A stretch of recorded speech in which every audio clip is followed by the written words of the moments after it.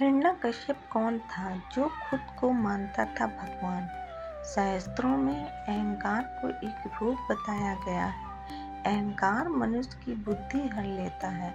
व्यक्ति स्वयं को ही श्रेष्ठ समझने की भूल कर बैठता है। इसका परिणाम उसे भोगना भी पड़ता है। आज ऐसे ही एक अहंकारी राजा की कहानी बताने जा रहे हैं, जिसे पौराणिक कथाओं में हिरण्यकश्यप के नाम से जाना जाता है। हिरण्यकश्यप का जीवन कथा जीवन में बड़ी सीख देती है। बहुत समय पहले हिरण्यकर्ण वन नामक एक राज्य था, जिसका राजा दैत्य हिरण्यकश्यप था। इसे हिरण्यकश्यप के नाम से भी जानते हैं। हिरण्यकश्यप खुद को भगवान मानता था। उसकी इच्छा थी कि उसकी भी पूजा भगवान की तरह ही की जाए। हिरण्यकश्यप का एक पुत्र था, जिसका नाम प्रहलाद था। प्रहलाद आरंभ से ही धार्मिक प्रवृत्ति का था। उसने हिरण्यकश्यप की पूजा करने से मना कर दिया। प्रहलाद भगवान विष्णु के भक्त थे और उनकी ही पूजा करते थे। वह उनकी भक्ति में लीन रहते थे। प्रहलाद की भक्ति की खबर जब पिता हिरण्यकश्यप को हुई, तो उसने प्रहलाद को यातनाएं देने शुरू कर दी। प्रहलाद फिर भी नहीं माने। इसके बाद हिरण्यकश्यप ने अपनी बहन होलिका से प्रहलाद को जलती आग में बैठने के लिए कहा। होलिका को वरदान प्राप्त था कि वह आग में नहीं जल सकती है। हिरण्यकश्यप के कहने पर जैसे ही होलिका प्रहलाद को लेकर अग्नि में बैठी, तो वह जलने लगी। भक्त प्रहलाद भगवान विष्णु की स्तुति करते रहे। इस प्रकार से होलिका जलकर राख हो गई, लेकिन भक्त प्रहलाद को आग छू भी न सकी।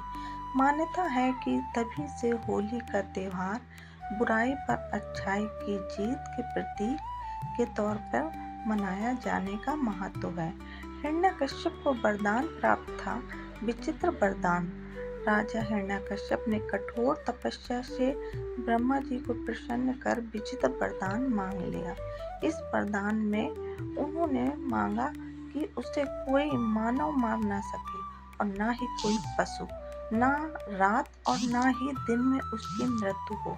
उसे किसी भी न घर के भीतर और न घर के बाहर मार सके। इतना ही नहीं, उसने ये भी मांगा कि न धरती पर और न ही आकाश में, न किसी अस्त्र से और न ही किसी शस्त्र से उसकी मौत हो। हिरण्यकश्यप वरदान मिलने के बाद भयंकर घमंड हो गया। वह किसी को भी कुछ नहीं समझता। वह इस कदर अहंकार में डूब गया कि वह स्वयं को भगवान मानने लगा। अपनी प्रजा से उसने खुद को भगवान की तरह पूजने का आदेश दिया। उसने सभी पर अत्याचार करना प्रारंभ कर दिया। स्थिति ये बनी कि उसके अत्याचार से तीनों लोग में त्राहि त्राहिकार करने लगे। होलिका की घटना के बाद भी हिरण्यकश्यप का अहंकार और अत्याचार कम नहीं हुआ। प्रहलाद ने अपने पिता को समझाने की कोशिश की कि वे सही मार्ग पर चलें, लेकिन प्रहलाद की बातों का उस पर कोई प्रभाव नहीं पड़ा। एक दिन उसने प्रहलाद से कहा कि तेरे भगवान अगर सशस्त्र हैं, तो इस स्तंभ में वो क्यों नहीं दिखते। इतना कहते ही उसने उस स्तंभ पर प्रहार किया। तभी स्तंभ से भगवान विष्णु नरसिंह अवतार में प्रकट हुए, जो आधा मानव आधा शेर का रूप था। उन्होंने हिरण्यकश्यप को उठा लिया और उसे राजमहल की दहलीज पर ले गए। भगवान नरसिंह ने उसे अपने जांघों पर पटका और उसके सीने को नाखून से चीर दिया। नरसिंह रूप में जब भगवान विष्णु ने हिरण्यकश्यप का वध किया, उस समय वह न तो घर के अंदर था और न ही बाहर, न दिन था और न रात।